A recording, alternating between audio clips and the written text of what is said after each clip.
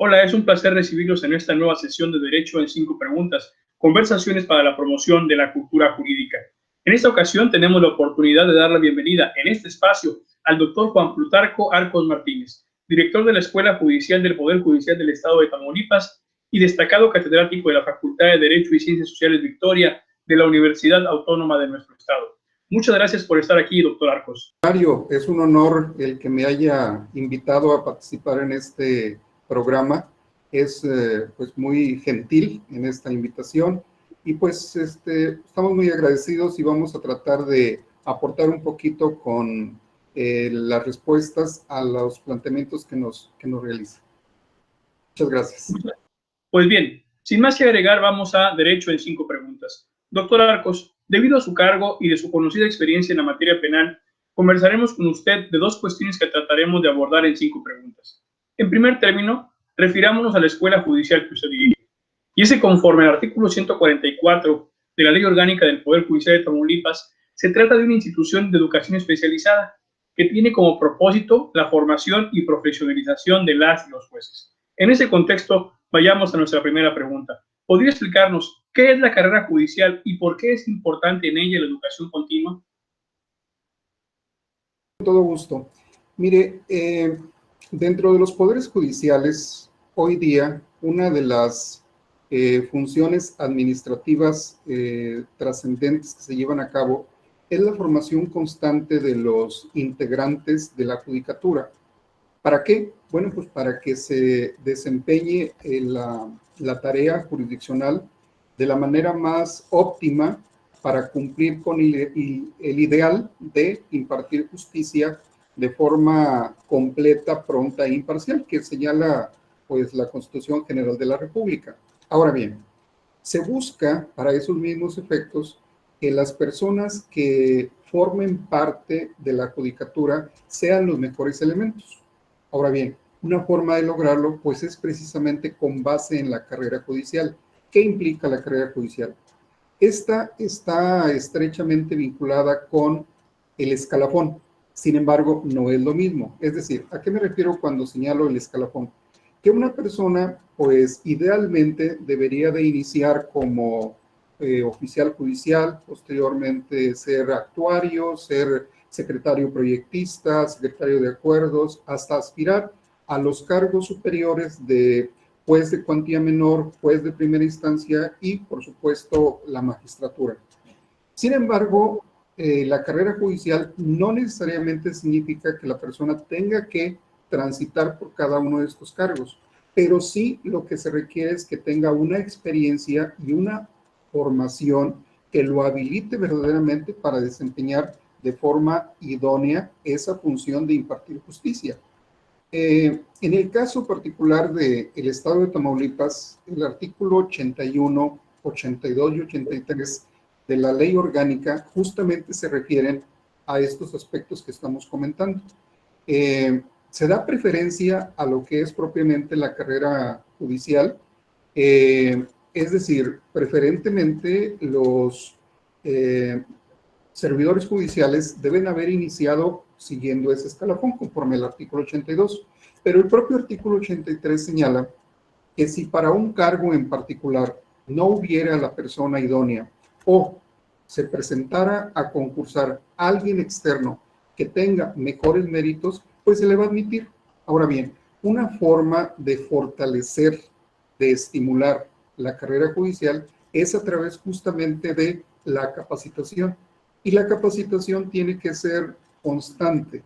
Ahora bien, dentro de la capacitación podemos distinguir cursos justamente de educación continua, es decir, cursos cortos que normalmente están actualizando al servidor judicial en temas que, pues, por la misma evolución del sistema jurídico van cambiando y que es necesario proveer de esa información a los servidores judiciales que ya están dentro del Poder Judicial del Estado. Digamos como ejemplo, cuando inició el sistema oral, tanto en materia penal como en materia mercantil, fue necesario llevar a cabo una serie de cursos de propiamente actualización. Pero además de estos, tenemos cursos de formación. que son aquellos a través de los cuales se trata de habilitar a nuevos elementos que aspiran a cargos específicos, como puede ser el de actuario, como puede ser el de secretario proyectista o secretario de acuerdos, y desde luego los cargos de juez de primera instancia y juez de cuantía menor. Ya en su caso, para el cargo de magistrado, que vamos a decir es, ahora sí que es la cúspide de la jerarquía dentro de lo que es la impartición de justicia, para ellos existe un procedimiento específico que contempla la propia Constitución política del Estado de Tamaulipas, donde es una facultad constitucional del señor gobernador para hacer una propuesta al Congreso del Estado, y este es el que en su caso analiza la idoneidad del candidato y en su caso pues realiza ahora sí que el nombramiento, y posteriormente el Pleno del Supremo Tribunal de Justicia ya realiza propiamente la asignación de la sala o de la materia propiamente que el nuevo magistrado va a atender. En términos generales podemos decir que esto es la carrera judicial. Lo que se busca es asegurar que las personas que llegan al Poder Judicial y las que permanecen, que continúan dentro del Poder Judicial, tengan la formación idónea como para poder cumplir correctamente con ese ideal de impartición de justicia de manera pronta, completa e imparcial. Muchas gracias por su respuesta, doctor. Ahora bien, siguiendo en ese mismo terreno, demos paso a nuestra segunda pregunta. Además de esa importante labor hacia el interior del Poder Judicial, ¿de qué manera la Escuela Judicial se relaciona con el resto de la comunidad jurídica? ¿Y cómo esa relación puede incidir en el mejoramiento permanente de la impartición de justicia? Sí, por supuesto. Ciertamente, dentro de los poderes judiciales, los institutos de capacitación, centros de actualización o escuelas judiciales, como hoy día la tendencia es precisamente a contar con escuelas judiciales, porque son instituciones que inclusive pueden ofertar no solamente educación continua o estudios de actualización, sino además pueden llegar a ofrecer programas de formación, inclusive el posgrado. Y es aquí donde precisamente en el caso de la Escuela Judicial del Poder Judicial de Tamaulipas, hoy día tiene una fuerte vinculación con nuestra comunidad, porque actualmente contamos con una maestría en Derecho Judicial con énfasis en oralidad. Y esta maestría está debidamente inscrita en el padrón de la Secretaría de Educación Pública, es decir, cuenta con su registro de tal manera que cuando la persona que la curse egrese, contará con su respectiva cédula profesional. Ahora bien, este tipo de programa no se cierra exclusivamente a los servidores judiciales, sino que se oferta al público en general, y es una forma también de coadyuvar con, pues, ahora sí que la formación de nuestros conciudadanos. Es una maestría que no tiene un fin económico, es decir, no se busca obtener una ganancia, sino que los pagos mínimos que se realizan solamente buscan pues hacer el programa autofinanciable, porque hasta este momento se tiene la política de que los profesores que imparten preferentemente sean externos para enriquecer las ideas. Luego a veces dicen algunos especialistas, si todos los profesores son locales, se termina por generar una especie de endogamia académica. Es decir, al final todo mundo pues sabe la misma información y es necesario pues ahora sí que enriquecer con ideas frescas que nos compartan, particularmente especialistas que tengan experiencia dentro de lo que es la función jurisdiccional, lo que es propiamente el conocimiento del derecho, y que lo hayan pues ahora sí que vivido en experiencias en otras latitudes, que nos compartan esa información que seguramente nos viene a enriquecer. Pero además existen otros cursos cortos que pueden ser diplomados o que pueden ser cursos de especialización que también se ofertan a particularmente al foro litigante, pero también a profesores universitarios, también al caso de estudiantes Y lo más importante, ese tipo de cursos cortos se ofrecen de una forma totalmente gratuita.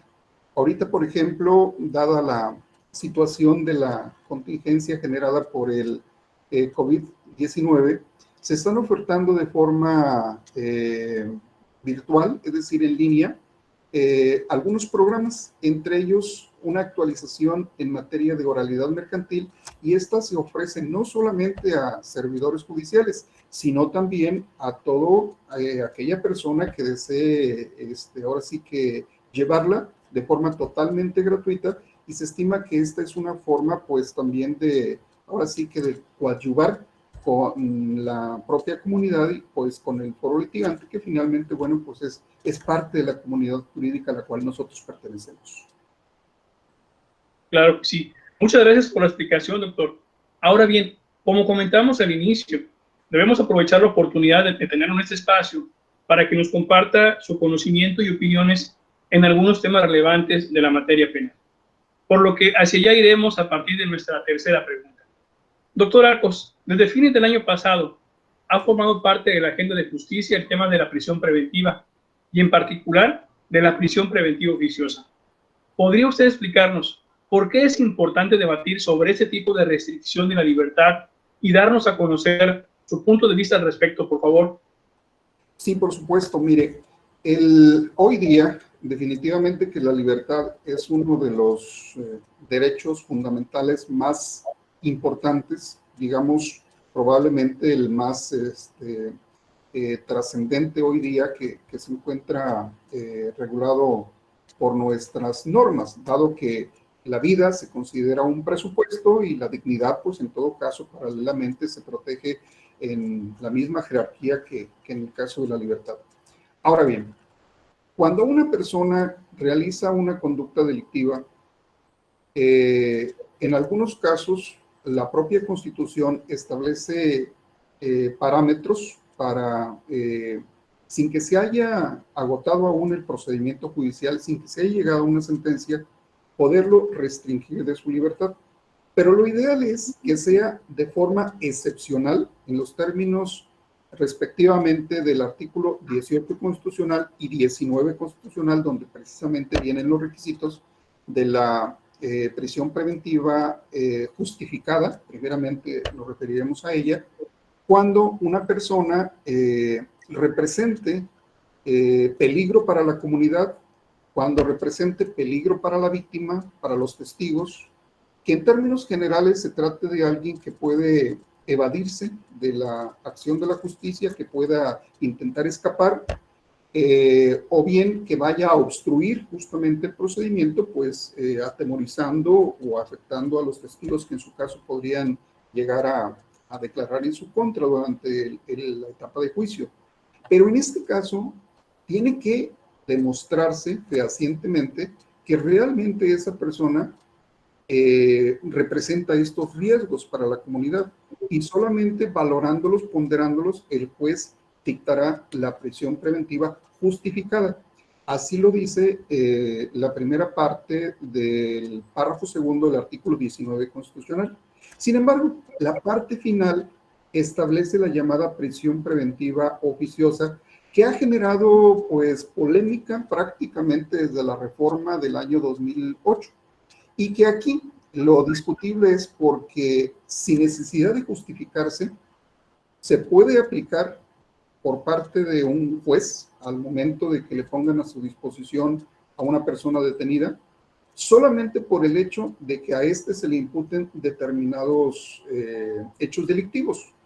La Constitución señalaba, en términos muy generales, lo cito, delitos graves como homicidio doloso, como el caso de secuestro, como el caso de delitos contra la salud, delincuencia organizada, como el caso de violación, o bien delitos cometidos por medios violentos como armas y explosivos.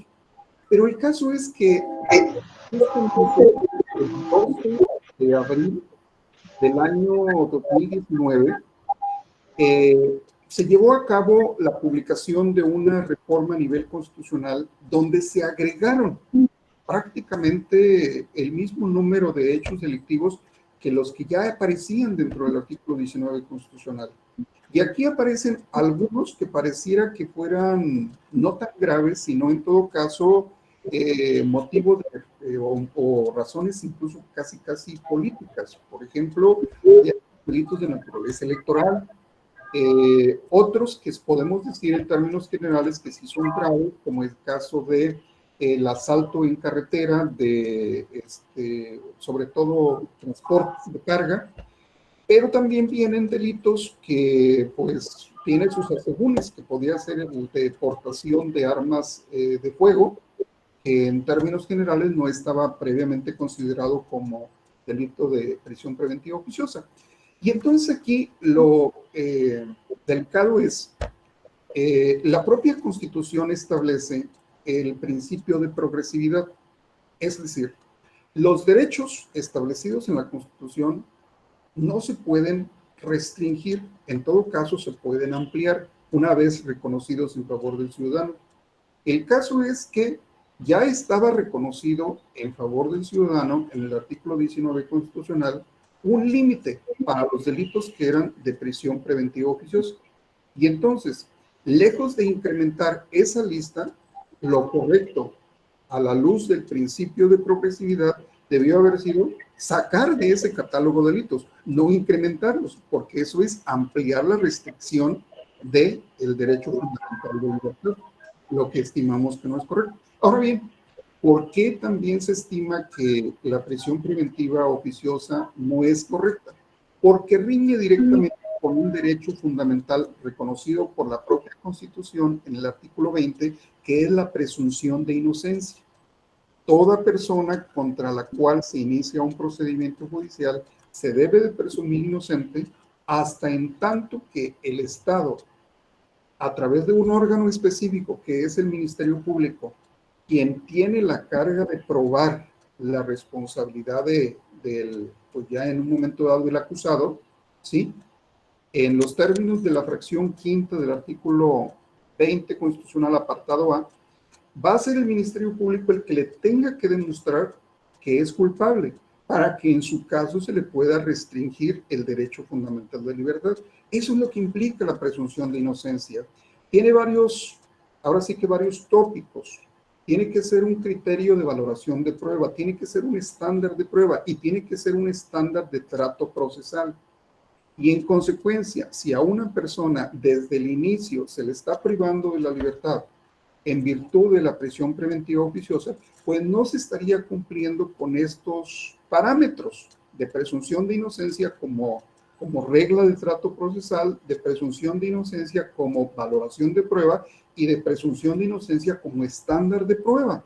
Criterios que la Suprema Corte inclusive ha reconocido de forma muy puntual a través de diversas tesis.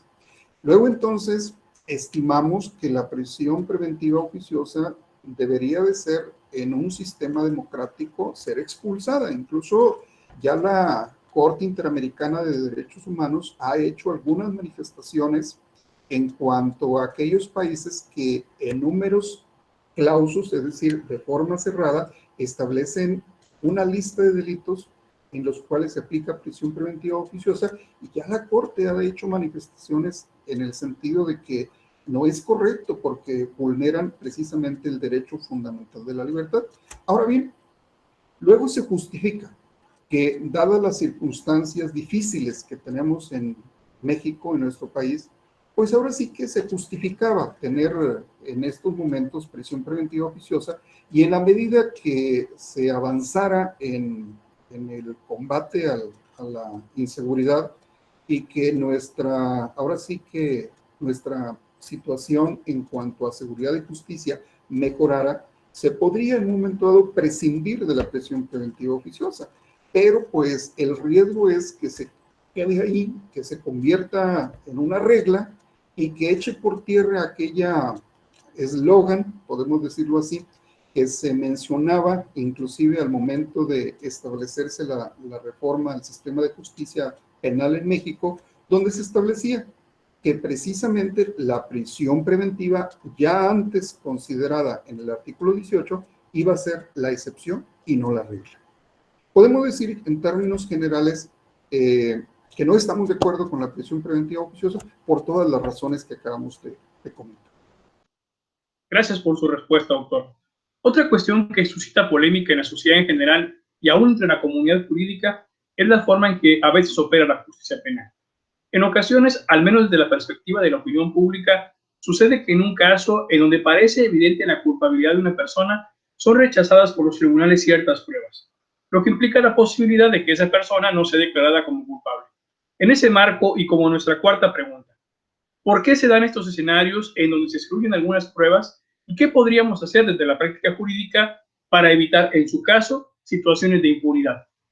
Claro que sí, con todo gusto, doctor. Mire, en nuestro país, en décadas anteriores, existían prácticas viciadas como el hecho de llevar a cabo la detención de una persona sin orden de aprehensión, el ingresar al domicilio de los ciudadanos, de los particulares, sin una orden de cateo, el obligarlos a autoincriminarse, inclusive a través de prácticas tan duras, hoy día inaceptables como lo que es la tortura.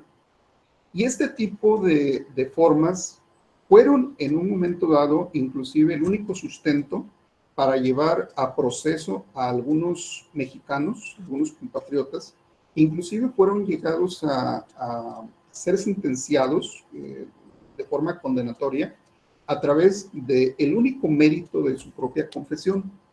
Hoy día en el Estado mexicano, y así se ha establecido en los estados democráticos, particularmente europeos y los Estados Unidos de Norteamérica, que una persona no puede ser de ninguna manera condenada por su sola confesión de culpabilidad, es decir, cuando por la razón que sea él admita que realizó los hechos. Si no hay otros medios de convicción que vengan a robustecer que realmente la persona fue quien cometió los hechos, definitivamente que debe de proceder su absolución. Ahora bien, ¿qué pasa en el caso de una persona, por ejemplo, que efectivamente cometió, digamos, un homicidio? Y hay cito un ejemplo, hay un video donde aparece específicamente el momento donde la persona, digamos, utiliza un arma, pensemos un cuchillo, un arma blanca, y lesiona a otra persona, pensemos en el interior de un domicilio. Pero resulta de que ese video se encuentra resguardado dentro del propio domicilio de la persona imputada. Y la policía, en lugar de recurrir a una autorización judicial para poder ingresar a ese domicilio, se le hacía fácil y entraba de manera furtiva y obtenía ese video. Entonces, aunque ese video en esencia, materialmente, efectivamente contenga información, inclusive información pues fidedigna, visual, que podría demostrar que el acusado participó en los hechos, ese video definitivamente tiene que ser expulsado de los medios probatorios. Ahora bien, ¿por qué se hace? A veces nuestros conciudadanos dicen, pero ¿cómo es posible que no tomen en cuenta ese video si se ve claramente que la persona participó en los hechos? Bueno, es una forma de desalentar prácticas viciadas que llevaban a cabo nuestros elementos de investigación. Justamente por eso hacía la referencia de lo que en el pasado, en décadas anteriores, se hacía y por qué hoy día justamente no se le da valor a todos aquellos elementos que hayan sido obtenidos con violación de derechos humanos, con inobservancia de los requisitos procesales que la ley establece para su preparación, o inclusive algunos otros medios de prueba que atenten contra, digamos, la dignidad de uno de las, particularmente de la víctima, y que no se justifique su admisibilidad porque no guardan relación con el objeto del proceso. Por ejemplo, que en un proceso judicial por el delito de violación, la defensa pretenda ofrecer medios de prueba para demostrar que la víctima, digamos, tenía una conducta escandalosa, pensémoslo así. Y en ese caso es un medio de prueba que no se puede admitir porque va en contra de la dignidad de la víctima y ella no es a quien se está juzgando, sino en todo caso al imputado. Bajo esa lógica se justifica hoy día plenamente la no admisión de aquellos medios de prueba que contravengan este tipo de reglas que son muy precisas y las contiene nuestro Código Nacional y que es violación, obtenidas con violación de derechos fundamentales, inobservancia de reglas procesales o que no estén estrechamente justificada su admisión porque no están relacionados con el objeto del proceso. En términos generales podemos decir que por eso no se admiten este tipo de medios de prueba. Gracias por la claridad de la respuesta, doctor. Estamos casi por concluir, pero creo que haríamos mal en no capitalizar su presencia para abordarlo ahora como profesor de Derecho Penal de una de las más importantes escuelas de Derecho de Tamaulipas. Por tal razón, doctor, y teniendo en cuenta su larga trayectoria como catedrático, permítame hacer nuestra quinta pregunta. ¿Qué mensaje daría usted a las y los estudiantes de Derecho que sienten la vocación de hacer carrera judicial, particularmente en el área de la materia penal? Mire, una recomendación que hago a mis jóvenes estudiantes en el aula es: dediquen mucho tiempo a su formación, a su preparación constante. Leer, prepararse, analizar doctrina, analizar criterios jurisprudenciales y, por supuesto, la norma. No soy partidario de el comentario que a veces algunas personas, tal vez con la mejor intención, les hagan, pero no soy partidario de ese comentario que les dicen. La teoría no les sirve, que la teoría está divorciada totalmente de la práctica, que lo que importa es lo que van a aprender afuera. Eso, en mi opinión, es insuficiente. Es decir, indudablemente la práctica es importante, pero ahora sí que la formación como jurista tiene sus momentos y tiene sus etapas. En el momento en que son estudiantes, deben de fortalecer justamente su formación académica, porque va a ser el sustento, va a ser la base para que el día de mañana realicen un buen papel en la función que quieran realizar y en particular en la impartición de justicia. Ahora bien, con la experiencia que tenemos en nuestra función dentro del Poder Judicial, se los comento a los jóvenes y lo comento ahora. Uno de los indicadores que se toma muy en cuenta son los antecedentes académicos que el muchacho trae. Es decir, qué calificaciones obtuvo durante la licenciatura. Luego, entonces, aquellos que se conducen con el engaño de que las clases universitarias no son importantes porque lo que importa es la práctica. Cuando se presentan a solicitar un empleo dentro del Poder Judicial, tanto de la Federación como del Estado, uno de los primeros indicadores que se toma en cuenta es qué calificaciones traes.